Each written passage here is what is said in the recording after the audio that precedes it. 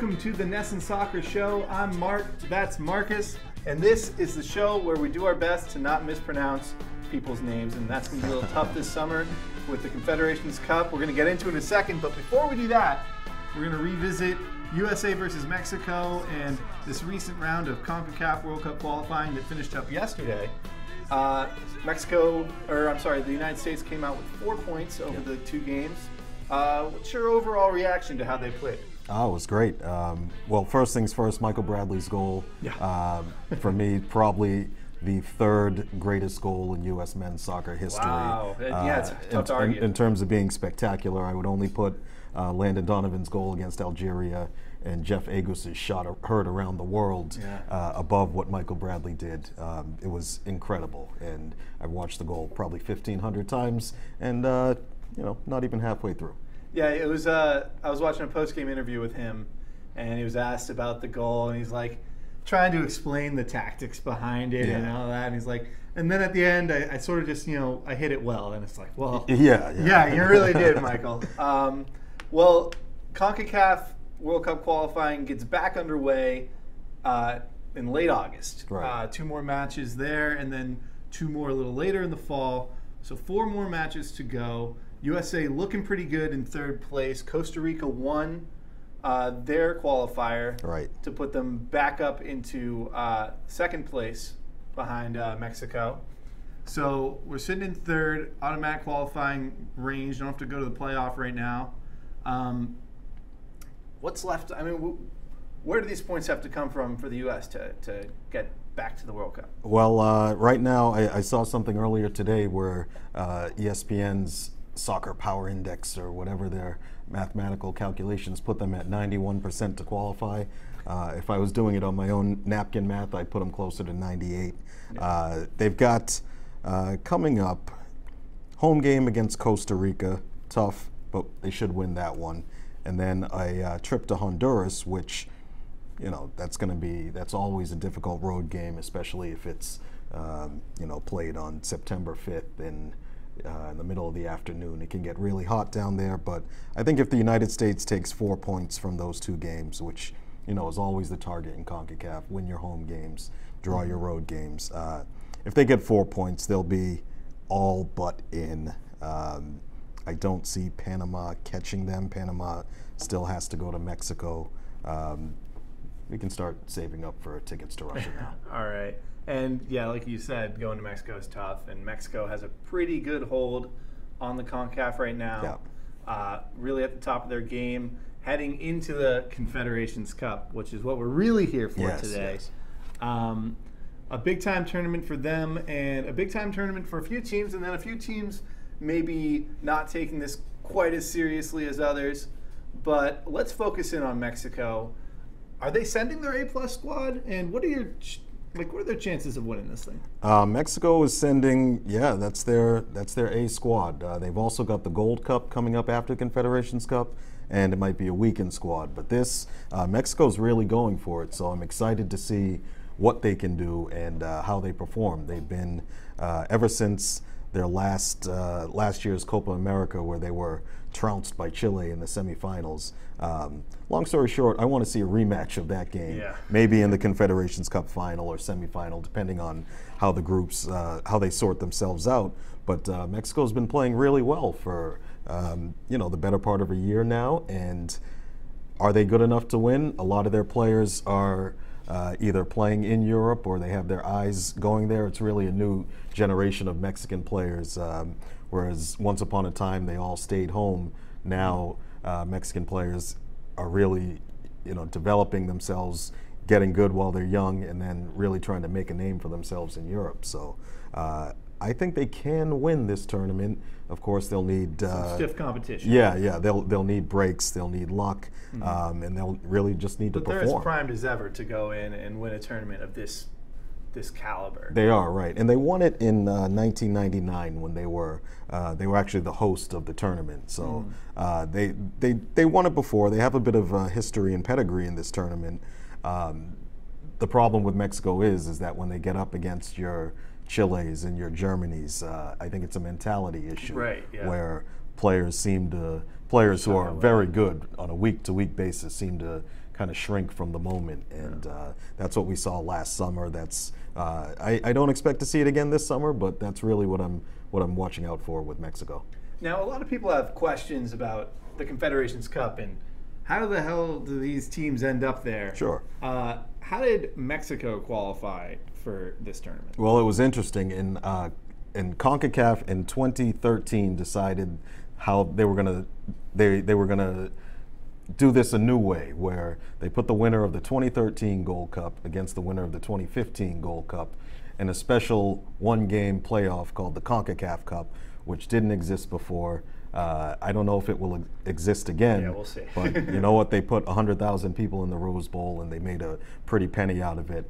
And it was a great game. Mexico beat the United States. I think it was in extra time. So I remember there were some shenanigans in the Gold Cup where Mexico got some favorable calls. So it was the matchup I think that everybody wanted to see. Right. USA, Mexico in a game that mattered. And it was before World Cup qualifying. So gave CONCACAF people a little red meat. And, you know, it's a good way for the CONCACAF to just throw another game on the schedule. Yeah. It's got a lot of eyeballs and, you know, It did. garners a lot of attention. It did great traffic for Good us. for them. Yeah. Some good businessmen. Moving on to another team in Group A is Portugal. And they've got the biggest player in the tournament, Cristiano Ronaldo, coming off of his Champions League victory and UEFA victory last summer, Right. or Euros victory last summer. So that's how Portugal qualified for this tournament, is they won the Euros last summer. Right. But how important is this tournament for Portugal and for Ronaldo? Because I mean, it doesn't get much bigger than winning the Euros, Right. except for maybe the World Cup as far as internationally. I think for Portugal, it's a chance to show that last year was no fluke. You know, they're European champions for a reason. Of course, the World Cup is really their goal. They hadn't won anything. They've had great teams for about 50 years. They finally won the Euro, their first major tournament victory. So now they're really aiming for the World Cup, and Confederations Cup will be a time for them to come together and really see what they can do in the heat of battle in the spotlight. As for Ronaldo, I can't understand why he's in this tournament, other than to just show how great he is. Yeah. Most players need rest at some point. He's had a long season. It just ended, 11 days ago. He played the Champions League final, and he's 32 years old. So I would expect a player like him with absolutely nothing to prove to skip it. But this is Ronaldo we're talking about. He's a machine. He's a different breed. Yeah. He's not like the rest. That's One of the most professional players in the world. So if anybody can really play year-round and not drop off, drop their level, it's him. Yeah, and is there a chance that maybe, I know he's on the roster, but when they go up against, they start with their game against Mexico, which we'll talk about in a second. But then they take on the host country, Russia, which is another tough game, and then like New Zealand, maybe they've already qualified. Ronaldo may not be playing the full 90 in these matches. Would you think? I would expect him to play the full 90 in the first two. If they win those games, he can sit out the third and just take a day off, Ronaldo. But he'd probably be back out on the sideline coaching the team like he was in the Euro final.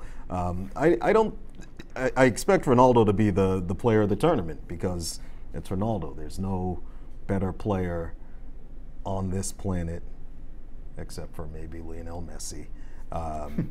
Ronaldo is by far the best individual player in this tournament, and I expect him to have a big impact. And he's also going to show off his new red shoes, which everybody's excited about. They're Portugal-colored shoes, all red with a little bit of yellow and green, just like the flag. So maybe it's a big marketing exercise for Ronaldo. Right. So we're going to focus in on a couple of games, but the first two teams we've talked about, Portugal and Mexico, they will meet up in the first game of the tournament for both of them on Sunday, June 18th, 11 a.m. Eastern American time. What do you look for in this matchup, and why is this one? I think it's the second best group group stage match in this tournament. So what do you look for in this matchup? I'm disagreeing. I think this is the game of the group stage. Okay. Portugal and Mexico are on paper the two strong teams in Group A, I would say by some distance as well. So should one of these teams win, I have them going to the semifinal as group winner and maybe avoiding Chile in the semifinal. Right. It's a tough call because if Mexico really brings their A game, I could see them beating Portugal. I know Portugal, they are the European champions, but I think as we spoke of later, it was one, they won in extra time. They weren't a standout team throughout the tournament. They just kind of grinded their way down. Right, yeah. And Mexico's really been, they've raised their game since last summer. So it's rare. I love tournaments like this where you can see how teams from different confederations perform and the clash of style. But I think I called this one as a draw in my preview, but I think Mexico's really going to give them a game. Portugal's not going to just run away with it. Well, this is another reason I love the Confederations Cup is you do get to see the competitive matchup between countries, from across the world and stuff like that. But we got Mexico, who we mentioned has been playing so well and had a really rough game in the Copa America, and a very disappointing matchup for them. Portugal, as you mentioned, made its way through the Euros. Kind of nobody really knows how they really did. Extra time wins, goals out of nowhere. Ronaldo goes down, and they still managed to win the final. So it's kind of like a statement game. We're here. We can beat the big squads for Mexico. Yeah. And Portugal, as you said, we're no fluke. We're rolling right on from our Euro victory, and we're still here, ready to compete. And we're gonna show our dominance over Mexico and prove that they don't belong on the pitch with us, and we're going to run away with our group here. Right. Moving on, we've got 2014 World Cup champions Germany in the tournament. We talked about it. They're sending, you called it a B- squad. I'm not sure how the Germany players on this roster feel about that, but it's certainly not the A squad. I think we can all agree on that. What's been going on with Germany since they've won the World Cup? I feel like I haven't heard too much about them. Yeah, I would actually have to downgrade this to their C squad, wow. Not even C+. Leroy Sané, one of the players I was really excited about watching late scratch from the tournament. And I believe so. It just happened within the last day or so. Germany's not even bringing their full squad of 23 players. Two players had to pull out, Sané and another one whose name escapes me right at the moment.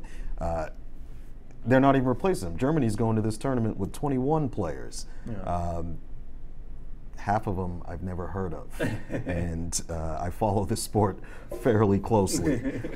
Since the 2014 World Cup, Germany's a lot of their big guns and their veterans have retired, and I'm thinking of Per Mertesacker, Philipp Lahm, Bastian Schweinsteiger, not retired from soccer altogether. Lahm has, but yes, from German soccer, and Lukas Podolski. Those four players probably had close to 450, 500 caps between them. Yeah. And Germany's really trying to groom a new generation of players. So is that what this is all about, maybe this roster? Yes, that's exactly what it's about. It's the players who will be not role players, but players who will, who are expected not to be the outright leaders of the German squad in 2018, but players who are supposed to contribute and make big impacts on the squad. This is really their chance to make a statement and grab a hold of spots. Well, that's, it seems to be the German machine. They keep churning out quality teams, since the sport has been invented, it seems like. So, can you pick out a player on this squad that will step up and be a leader, or do we just have to wait and see who it's going to be? There were two that I identified earlier. Shkodran Mustafi, I know I butchered his first name, so... we said we were going to try our best. The show must go on. Mustafi, he's a pretty regular player at Arsenal in the Premier League. Defender, kind of had an up and down season, very good at the beginning, not so good at the end. But he'll be one of them. And Emre Can, Liverpool midfielder, who's been he's been playing as a holding midfielder for Liverpool, but for Germany, mostly right back, and they kind of shuffle him around. I think he'll really get a chance to cement himself in the midfield in this tournament. But the real player to watch that I picked out for Germany was Julian Draxler. He's one of their most talented young players. He's only about 22, 23 years old, and you know, he was on the bench in the World Cup final. I saw a picture of him just looking like he really wanted to play. Well, this is now Julian Draxler's chance to go out and play and show the world how good he is. He got a big money transfer from Wolfsburg to Paris Saint-Germain in France in January, and he's been doing really well with his new team. So will he be able to carry that form into the international level and really announce himself as one of the players to watch, you know, for next year's World Cup? You know, we'll see. Yeah. Well, so that brings us to my favorite for the tournament is Chile.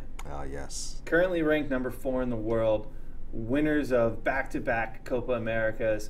They seem to be sending their full squad. The last time they played in a worldwide tournament, 2014 World Cup, they advanced out of a group that had both Spain and the Netherlands, and Spain did not advance, which was a pretty big surprise. Yeah.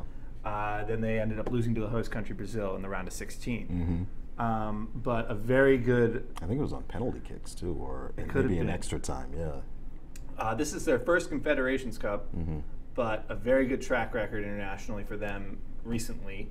Why are they so good? I feel like, you know, we always hear about Argentina and Brazil in the South America and the CONMEBOL, and then we sort of just kind of move right on, and we know that Colombia is really good, but Chile's better. What makes them so great? Chile, two things. One, it's their hunger and determination. They play with a ferocity that you rarely see in international or club soccer. But right now, it's a golden generation. They've got Claudio Bravo, Chile's greatest ever goalkeeper.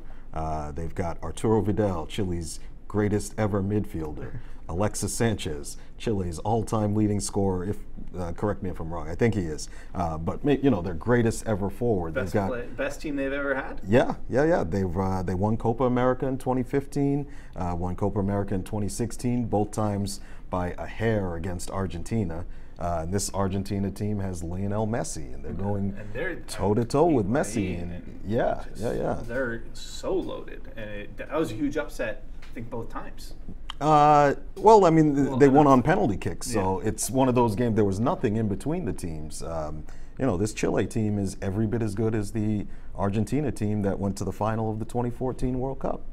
They are, you know, right now they are the 1A team in South America. They're not doing very well in qualifying, but if you look at it over the last three or 4 years, they've broken into the top ranks. I look at this as I think they're obviously you want to win the tournament, but they're really gearing up for the 2018 World Cup, and I think even if they were to win the Confederations Cup, going into the 2018 World Cup, I feel like people would not necessarily write them off, but they'd still be saying it's Brazil, it's Argentina, you know, it's the traditional top teams, and Chile could be right there. I think making a deep run in next year's World Cup. It could be. I think it starts here in the Confederations Cup. I don't want to get too far ahead of ourselves, but I think next year will be 1 year too far for Chile. You think so? Yeah, it's a very veteran, very grizzled, experienced team, and you know, a lot can happen when a guy's 30 versus age 31. I would take experience. I mean, they know how to play a tournament. That's the thing. Yeah. Ultimate tournament team right now. They know exactly what they're doing, and I think that'll be another advantage in this tournament. But that brings us to my favorite game of the group stage. Yes. I think it's the premier matchup. Germany versus Chile. That matchup is June 22nd, 2 p.m. Eastern. That's the third group game? That'll be their second game. Okay. For each team. Yeah. I'm pretty pumped up for this one. I'm pumped up for the Mexico-Portugal game as well, but I'm just excited to see these teams go at it. I think Chile kind of be like a statement game for them. You know, I mean, they're going up against a lighter Germany squad, but it's still the name and it's still like the chance to beat Germany. Sure, yeah. So I think they're just, frankly, I think it'll be like a lot of build up to the game, but when the ball's kicked off, I expect Chile to really, I don't want to say dominate. I don't think they're going to wipe them off the pitch. I'll say it for you. Chile's going to dominate and wipe Germany off the field. I don't want to, I think you're right. And then I think they'll go on to win the group easily. And then by the time the knockout rounds come around, people are just saying, well, we should have picked Chile to win this tournament. I think a few people are. But that's... I know I've already said it, but I think Chile's going to win this tournament. I see Chile versus Portugal or Mexico in the final, and then roll the ball out and let them play. It's going to be a good one. Yeah. Is there anybody in this field that can surprise, can make it to the knockout round, like Cameroon? I mean, the host country, Russia, they're pretty far down in the old FIFA rankings right now. But, yeah. Short answer, no. Cameroon or Australia could sneak in if Germany makes a mess of it. I would never expect the Germans to make a mess of any soccer tournament they're involved in. Those two, I don't give New Zealand any shot, and I don't give Russia any shot either. Yeah. I think what's more interesting will be what happens off the field with Russia. Sure. Well, before we get into that, Russia obviously hosting the Confederations Cup, and they're hosting the 2018 World Cup. I don't think they want to go out there and get whipped, all around their home country for 2 years in a row, but they aren't looking that strong. They have a completely domestic roster that I was sort of reading a couple articles, seems to lack firepower and scoring ability. They do have an okay soccer tradition in the country if you sort of also count the USSR days. Yes. They won the first Euros in 1960 as the USSR, appeared in 7 World Cups, and won Olympic gold in 1956 and 1988. I mean, that's pretty good. But right now, I mean, as a host country, they've got this tournament, and I think they could really let their country down. And I don't know. A lot of the countrymen are really gearing up for this. After Euro 2016, they actually disbanded the team. They said there's no more team. They've since put it back together.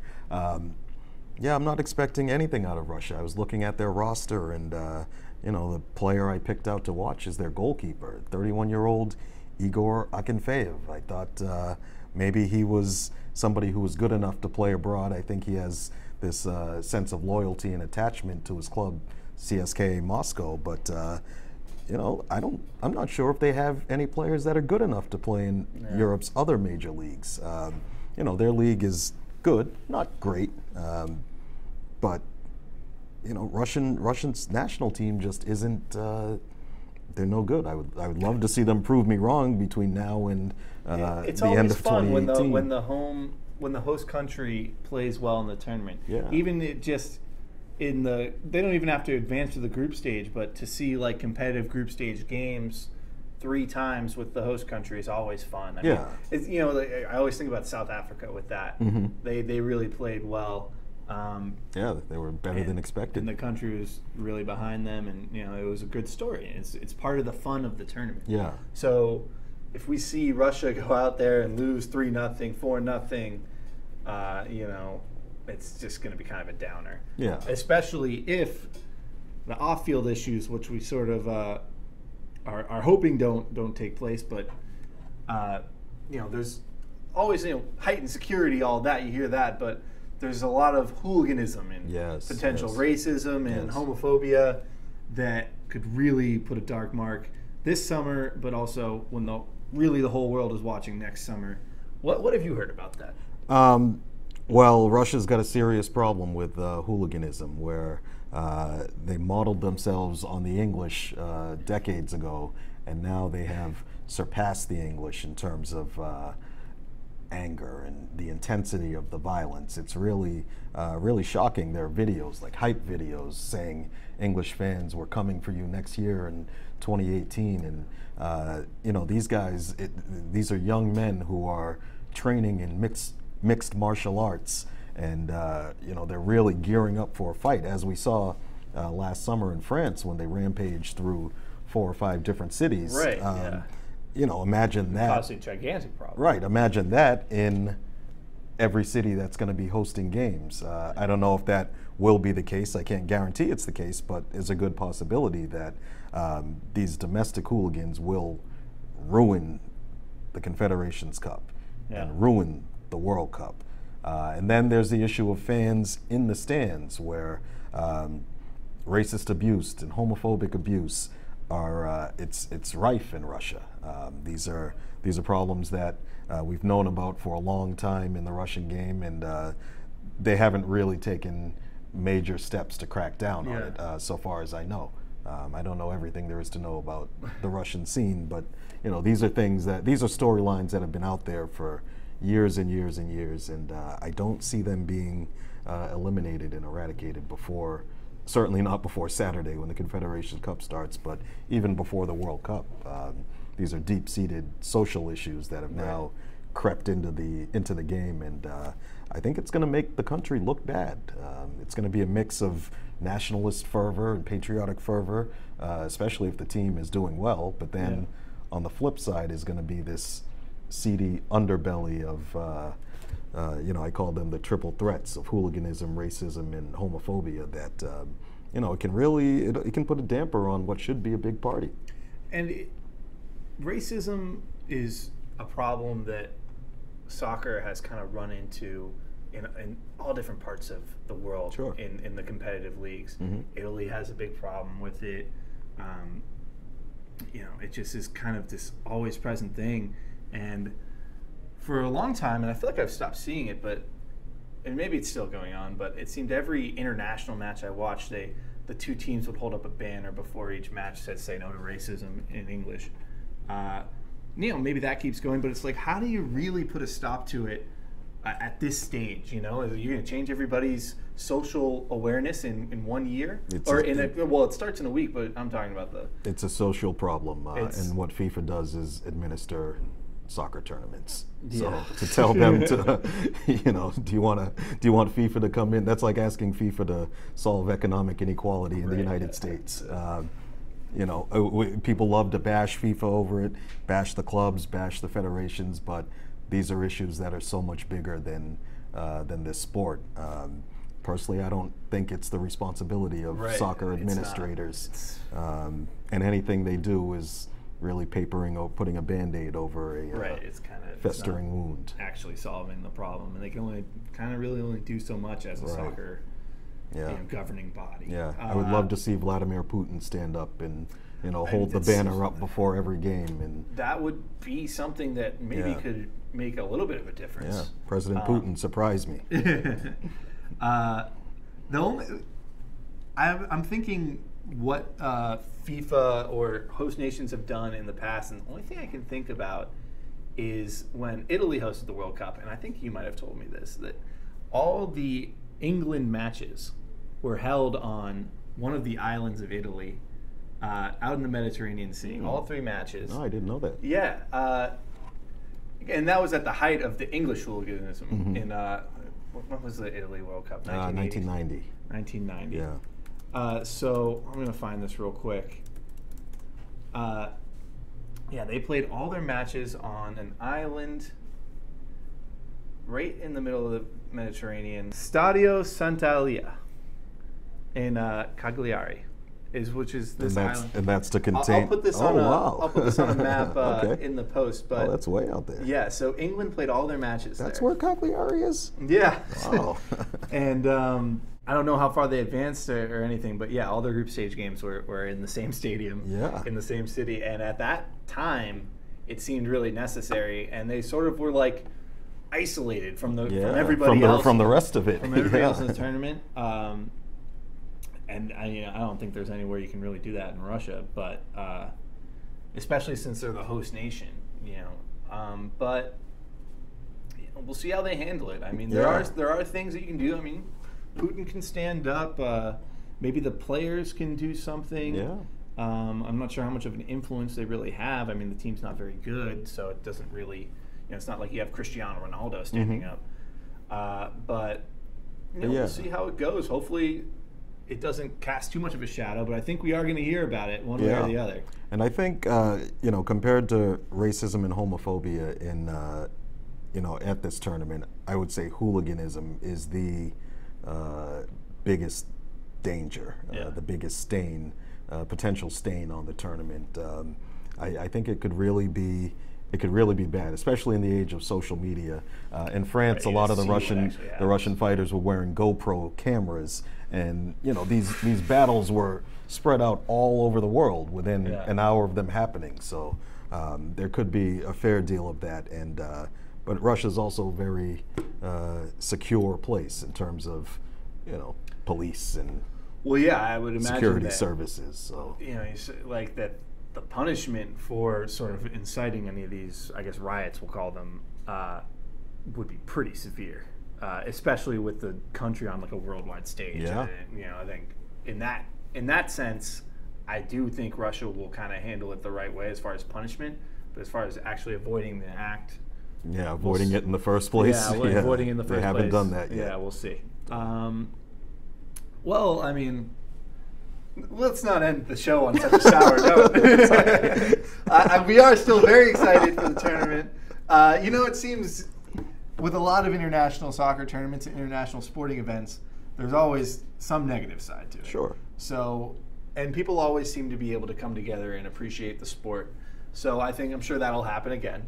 But you have a final word here for the Confederations Cup, or what else is going on in the world of soccer? This could be the last Confederations Cup. The 2022 World Cup will be in Qatar in November, December, and European clubs, no way are they going to let their players go in November, December of 2021 for the Confederations Cup. So I've been kind of hearing whispers that FIFA is trying to come up with some other solution. They might scrap the tournament for 2021. Would they bring a different host?